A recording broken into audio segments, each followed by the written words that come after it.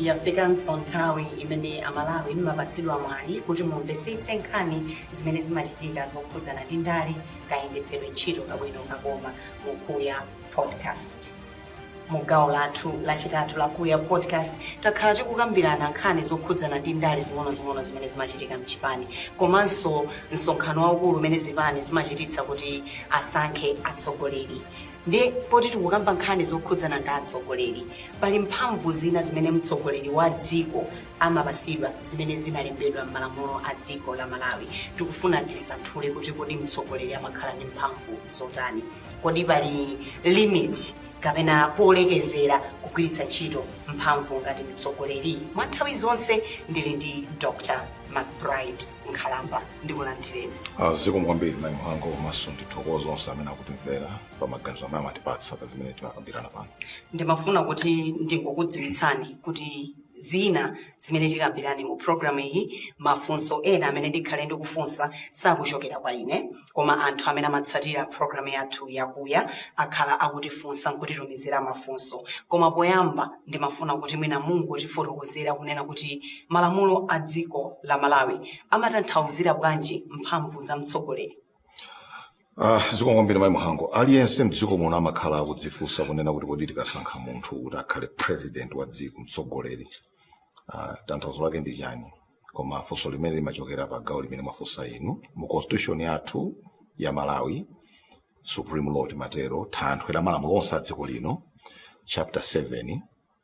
tikapita ndime 89, ndi pamene amafotokoza amene amati powers and duties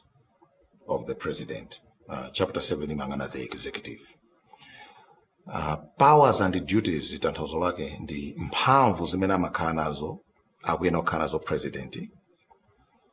Duties, maudindo amene ali nawo president ku anthu amene amusankha, amuyika pa mpando. Ndikukhulupirira kuti anthu amene amalemba constitution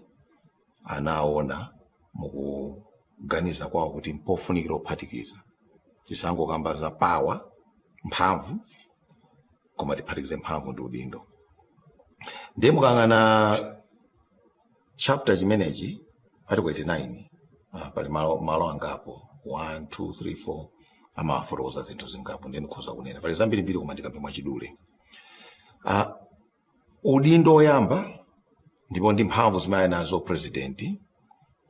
ndi accession of bills.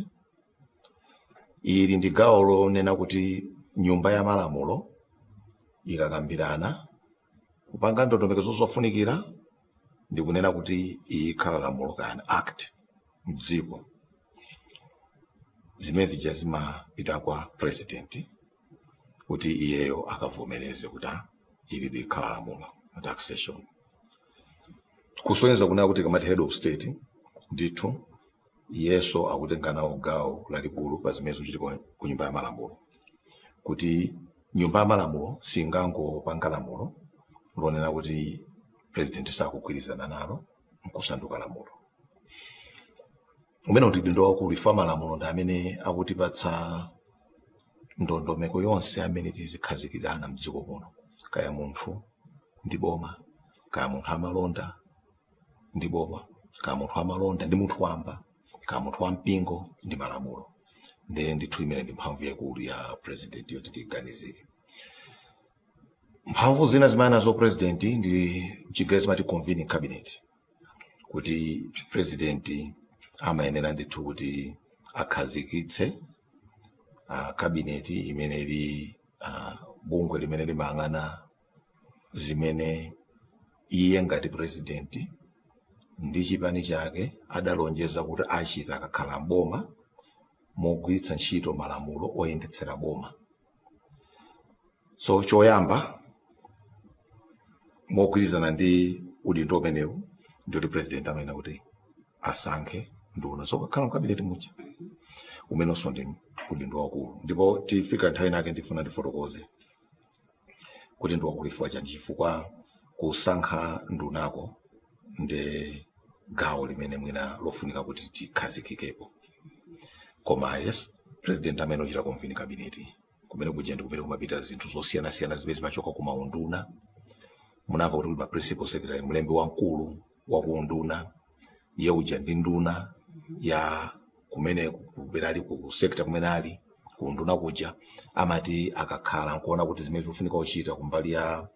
policy ndondomeko kama programu zintchito za kunduna amene uja zimene zija zimene kuti zikafike ku cabinet kuja kubungwe limene chakambirani ndithu moganiza zonse zimene zikufunika kuti aziyang'ane mdzikomo maunduna mwina kuti zogwirizana ndi masomphenya zimene tinalonjeza zimene kufunika tichite. Ndendo udindo wa president kuitana msonkhano umene wa cabinet. Chifukwa chake mudzaona kuti nthawi zambiri akati kuti cabinet reshuffle owasankha cabinet ndithu ndi nkhani yayikulu. Chifukwa ndi kumene amaphika zonse zimene president mphamvu zake zimadzera kuti ku cabinet. Ena amati cabinet office tizoteroso. Komanso president ali ndi mphamvu zoti mchingeza amati kan confer honors akhoza kumpatsa munthu title machedwe kuti awa ndauje kaya ufumu akhoza ndithu president ndithu mphamvu zimene zanazo kuti takusandutsa kuchoke pa msinkhu wa ufumu fike pa msinkhu mudamva kuti anala village headman akala group kaya traditional authority paramount chief zoterozo ndi zina maudindo ena otero. Komanso tidziwe kuti president akakhala ali ndi mphamvu zina zimene anthu samazikambakamba ndipo izi ndi mphamvu zokuti ngati president akhoza kukambirana ndi mayiko ena kunja negotiating amene amakumana mabungwe osiyanasiyana kandi ku United Nations bungwe lalikulu la dziko lonse lapansi kandi ku African Union kumene kuja kumakhala negotiations. President ali mphamvu zimenezo komanso akhoza kuvomereza zimene zakambiridwa mabungwe amene kuti dziko lapansi pano likufuna kuti ili litakhala lamulo kumakhala protocol ma convention. President ali mphamvu zona kuti akhoza kutenga zimene zija kuvomera kuti ife kudziko kwathu tipita tikaona zimakafika mpaka ku parliament kumene amati domestication kumakhala njira ina kuti tsopano zisandukira muluma. President ali mphamvu zimenezo. President ali mphamvuso zosankha akazembe a dziko kuti akayimirire zofuna za dzikolo maiko osiyanasiyana. Gawo limene ndilofunikira kwambiri chifukwa palibe dziko limene patsogolo pa maubale ndi maiko ena. Maubale pa ndale, maubale pa zachuma, maubale pa zamalonda. Ndithu president ali ndi mphamvu zimenezo. Komanso ali ndi mphamvu yovomera akazembe. Maiko ena amatumiza akazembe, president amalandira, amapereka makalata akazembe kuti andituma kwathuku, president wathu tinibwere ndzayimire kuno, makalata anga ndi awo. President ali ndi mphamvu yotani yovomera zimenezo. Pali gawo linake limene ona kuti mwina sitimali kambakamba tikhozanso kuliunika mphamvu za president zimene zimakhala zokuti akhoza kukhululukira akaidi anthu oti adalakwira ndi adamangidwa. Mmamva kuna kuti ayi pa 6 July tikukumbukira ufulu wathu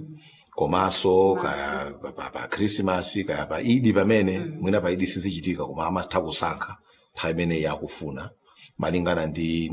kuti atsate ndondomeko imene idayikidwa m'malamulo athu kuti munthu ngati wakwaniritsa izi ali ku ukaidi atamangidwa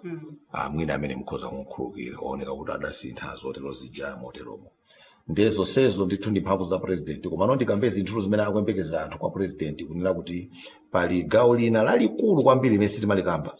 ilili ndilonena kuti nyumba ya malamulo ilinso ndi mphamvu yoti ikhoza kumuyitana president kuti abwere adzankhe mafunso. Kale kwathu uno zimakhala kuti zimalowa mantha akapena oneka ngati wathaulemo sungatane munthu wamkulu ena amaletsa iye motero koma zimene zija zidayikidwa mu constitution yathu. Mundimvetse zikusiyana ndi udindo wa president umene ali nawo onena kuti nyumba ya malamulo ikamaganizira za budget, national budget. Iye ndithu amene akupita ku parliament ndithu kafotokoza mmene zakhalira pa chaka chapitacho, mmene akuona kuti zikhalire pa chaka chimenecho chimene akukonza ndithu ndondomeko amakobiriyo kupita kutsogolo. Kuti anthu aja akamaganizira kuti tsopano kumakhala ma appropriations committee kuti ndalama zilowereroku talandira izi kuti akuti tizigawe motere akhala atamva kwa iye. Sindikukamba zimene zija umene uso ndi udindo wa president, the duty of a president. Koma ndikukamba kuna kuti ndithu nyumba ya malamulo ili ndi mphamvu zonena kuti ikhoza ndithu kumuyitana president abwera adzanke mafunso mu constitution mwathu mukaonika kandi ndikukhulupirira kuti kandi ndi pa section imene ndi kandi 3 ndi 4 ya 89 pa chapter 7 ndikunena ya executive yo amafotokoza ndithu kunena kuti lo senate ku Malawi ndithu tikulemba ndithu constitution yathu nthawi imene kunali senate kusenza kuti kunali lower house ndi upper house mchingerezi kunali nyumba zakagaza kuzakhala nyumba ziwiri za malamulo yapasi ndi yapamwamba koma usezi zimene ukhani mphamvu zomwitana president ndi zimenezi zonsezi zikutanthauza kuti president ndithu mphamvu zake zimalowa kufika kuchokera kuyendetsa ndithu kwa boma ku ntchito za boma zimene zimati zikamakathera ku cabinet komanso za ku nyumba ya malamulo zimenezi ndithu zimakathera ndithu kuti kwa iye president komanso president ali ndi mphamvu yoti akhoza kuona kuti nkhani ili apapayi ndikhoza kuichita rifa kuipititsa ku mira khoti ku bwalo la milandu koma chifukwa mmene mukudziwirani kuti timafunika kuti mboma muja tikapita ku executive boma limene nyumba ya malamulo ndi kumakhoti timafunika kuti aziona na mphamvu ili sakhale mphamvu pali mzake ndi fachake mukuona kuti pazolamula za kumakhoti kumene ku president sikuti ali nazo mphamvu yayi khoti imene okhala kuti likhale lodzimira palokha lizipangira zitanthauzira malamulo mdziko mopanda kupatsidwa kulandira malamulo choka kwa president ndemwe chidule mphamvu za president ndithu ndi zimenezi mmene adazilembera malamulo apo kumene mmadzakamba za mphamvu yoti mwina kupititsa nkhani ku khoti chanchani munadzakhala ngati mwandibweretsa kufunso lonena kuti mphamvu zonsezi fa zikuoneka apa ndikudziwa zoti mwangokhala ngati mwayepula pamwamba komano kuti tipite mkatikati mwa mphamvuzo zili nditi magawo tina ndi tina timene timapangisa kuti zikhale ngati mphamvu zija ndi zochuluka limit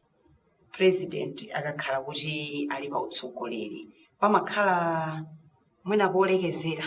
kunena kuti mphamvu izezi zimene taziyika mu constitutional anayikaponso malamulo ena onena kuti izi president sangapange mphamvu zake zikuyeneka zithere apa choyambirira chimene mwatchula ino chimene chimapereka malire ku mphamvu za president ndi mmene mwatchuliramo ndi constitution thanthwe la malamulo athu m'dziko muno kunena kuti ndi limene manena zimene president angachite koma silinena zimene sangachite pakunena zimene president angachite likufotokoza zimene president sangachite okay. Pali gawo lina loti president ndingopereka mwachitsanzo ali ndi mphamvu zosankha anthu kwayika m'mipando mu constitution zili choncho komano kulino malamulo ono amene amafotokoza kuti ndi mipando yake iti imene president akhoza kusankha anthu kwayikamo kutanthauza kuti mipando enayo si mphamvu za president kusankha anthu ndipo zimasiyana m'mayiko ena mukapita m'mayiko ena kwa asitikali president mwina amatha kusankha mpaka na officer mwina meja akhoza kuona kuti izi zikufunika president m'mayiko mwina amati ayi president angosankha mipando ya kumtunda kokhako tikabwera muthuno Malawi kuboma president amene ndithu kuvomereza kuchokera pa alembi aunduna nakuti awawa akhala alembi koma tikafika mipando ena kumusiku imene si mphamvu ya president nde malire amphamvu zonsezi ndithu mmene ndinafotokozera kuti ayi president ali ndi mphamvu zopita ku nyumba ya malamulo ukafotokoza za budget ndondomeko ya makobiri ukutanthauza kunena kuti mulisomalire nyumba ya malamulo ndi imene ikuyenera kukambirana nkugwirizana kunena kuti ayi budget kandi ndalama chaka chino tigwiritse ntchito motere president sikuti ali ndi mphamvu ira akanena kuti ayi zonsezi ndikufuna kuti zimusinthe zira ayi ndakana zonsezi musinthe khoza kuyankhula kuti wakana kaziganizireni koma alibe mphamvu yoti akhoza kungolamula kuti zidzakhala izi autocratic powers tingati right iyeyo akupanga malamulo akupanga chiganizo akupanga zotsatira mmene anthu agwirizanana ku nyumba ya malamulo kutsata malamulo a nyumba ya malamulo ndi mphamvu zimene aperekedwa ku nyumba ya malamulo ndi niyofunso la malimits ndithu ali mkati mwa zimene akuti president akhoza kupanga lamulo jaka litambasula zikuthera kuti akhoza kupanga izi mmene pamalire awa sangapitirire malire amene analembedwawo mwakambapo za mantha mene mmafotokoza nkhani yokhudzana ndi kuti udindo wina wa president nanga simwaphatikiza mphamvu zimene zikubwera ndi udindo wina wa president ndionena kuti atha kuyitanidwa ndi nduna zace kuti akayankhe mafunso osati nthawi imene tikunena kuti mwina akafotokozeko za budget koma mwanena kuti mwina pena nthawi zina mwinaso maiko ina ulungu kwathu kunonso pamadzalowa mantha kuti nanga ndimuyitana bwanji mtsogoleri ndikhazike pasi ndimfunse mafunso aizi mwina mantha amene wamachokera pati zikomo apa ndingokonzako pang'ono sikuti kuti president akhoza kuyitanidwa ndi nduna ayi koma akhoza kuyitidwa ndi aphungu a nyumba ya malamulo ndipo sakuyenera kukhala aphungu akuchipani chake akhoza kukhala osakaniza akuchipaniko ndi azipani zina zotsutsa boma kunena kuti timafuna titamva pa nkhaniyi kuti apresidenti adzikulima kuti bwanji zimenezo ndithu ndizoti akayitanidwa presidenti amayenera ndithu kuti akaonekere ngati ndondomeko zomuyitanira zakwaniritsidwa mantha ndikukamba pano ndionena kuti ife pachikhalidwe chathu makamaka mmene tidakhalira kuno madera akuno a dziko lapansi ku Africa mkumalawi komwe pali ndithu kachiganizo ndithu kena kake kuti katitengera zaka kuti tiyambe kupatula tsopano kunena kuti kodi afumu apamudzi ndi apresidenti pali kusiyana kwa mtundu wanji nde tizimvetsa kuti upresidenti ndi ntchito yotumidwa imene anthu amakupatsa mokhulupirira kunena kuti iwe ukagwira ntchitoyo kapena zintchitozo moganizira zofuna zawo. Pali ndithu mukayang'ana constitution yathu ya Malawi pali provision imene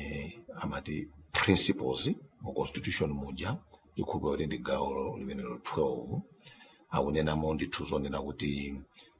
the power, the authority to exercise power of the state is on condition that there is sustained trust of the people of Malawi, and that trust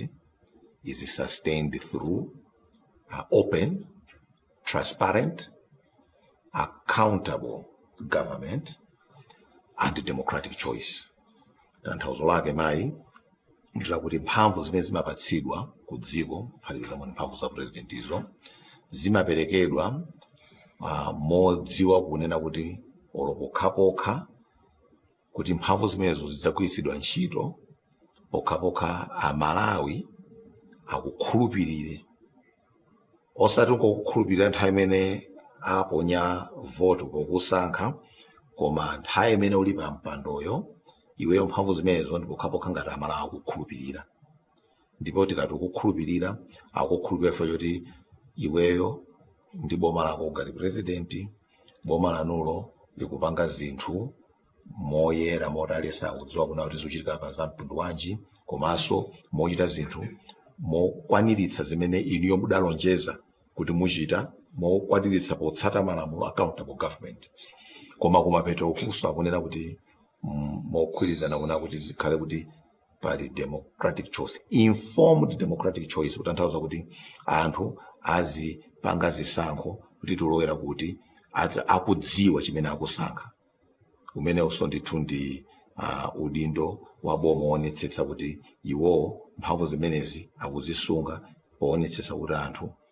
akupanga zisankho modziwa chimene akusankha, informed democratic choice. Ndezo sezi ndi zimene zikubwera kumapeto kwache kumphamvu za president zimene zimakhala mphamvu zazikulu muzikomo nawo akamati boma lili ndi mphamvu state authority zimachokera pamene anthu akukhulupirira osangoti tsiku lokusankha koma nthawi yonse imene uli mboma poonetsa ndithu kuti boma lako limapanga zinthu mosabisa transparently aliyense aone kuti chikuchitika ndi chani komanso ndilo kuti anthu akhoza kubwera kudzafunsa china chiyonse chimangafunse kuunika chiyonse chimangaunike ndipo boma kuchita zinthu zoyenera. Zonsezi zimene zikukwaniritsa mphamvu za president komano ndi zinthu zoti zovuta mukaganizira nkhani ya funso limene mukunena ali kuti kodi timakhala ndi mantha otani tikaganiza kuti timuyitane president chifukwa cha mphamvu zina ali nazozi kusankha mipando fa anthu amene ali ku nyumba ya malamulo aja ena aliso mmipando kuboma ndi amati akabwera kuno akhudzankhula izi komanso zipani zimakhala zokayikira mwina kudzafunsidwa funso la mtundu wina akhoza kudzabanika nalo mwina nkudzanena kuti apa patu akukanika nanga sikuweruza nkuweruza kumamba wa president amaweruzidwa mnyumba yamalamulo amaweruzidwa ndi anthu kunjako ndife chake pamakhala government kuti mantha chabwino ndi imene mwafotokozera kunena kuti mphamvu zina za president ndi kusankha anthu wayika maudindo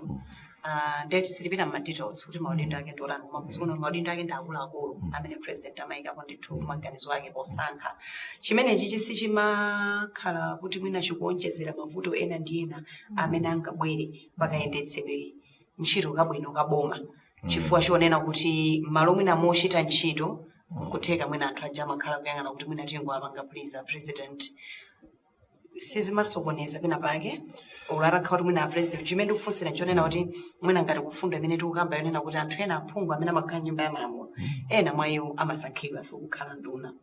mantha amene tikukambawa tikukambira kunkhani yonena kuti china chake chachitika amdzudzula bwanji president o amuongolera bwanji pa zinthu zina zimene zikuchitika polingalira kunena kuti udindo umene ndilipo nasankhidwanso ndi munthuyo pamakhala kaloyo tikena kake ngati mukundimvetsetsa pakabwera pa nkhani yokhudzana ndi kusankhidwa m'mautsogoleri mchingerezi amati the most important decision of any president is the decision he makes in appointments. Okay. Ndipo nkhani imeneyi mchiche wankutanthauza kuti chisankho chimene amapanga kugwiritsa ntchito mphamvu zake president chachikulu kwambiri chofunikira ndi chisankho chosankha anthu nkwayika mipando. Mchingerezi amana kuti you can tell the character of an administration or a government by its appointments. Tanthauza kuti mukhoza kudziwa kuti boma lili la mtundu wanji ndipo lufuna lizichita zotani mukaona anthu amene amasankhidwa m'mipando. Nde nkhani ya ma appointments kusankha anthu kuyika m'mipando ni nkhani yaikulu mu constitution ndafotokoza kale kuti mukafika mu chapter 7 the executive gawo 89 akukamba zimenezi appointments ndi chinthu chachikulu kwambiri. Tanthauzo lake ndipo kukula kwake ndikonena kuti inu mukudziwa ngati mukukhulupirira munthu kuti achite zinthu tingwerekeza mkambo tumumanga nyumba pali munthu oti apange khoma bricklayer builder wina adzayika zamagetsi wina adzapanga madzi inu yonse kuti muganiza kawiri kuti mukhoza onena kuti ayi ndimafuna electrician ino mukhale ino manga chikupa inu mumanga chikupano ndame kuti tsopano mundikire magetsi fanthu akuona kuti munthu amsala kuti muganiza choncho komano mutenge zimene zijano mufikeno tsopano kuboma ndi zimene aliyense munthu amayembekezera kuti munthu akupatsidwa mpando chifukwa choti akuidziwa ntchito yakakwaniritsa nde chifukwa kuyembekezera koma ndithu mmene zimakhalira nthawi zina si choncho mmene mukudziwira tikuona mbiri yathu ya dziko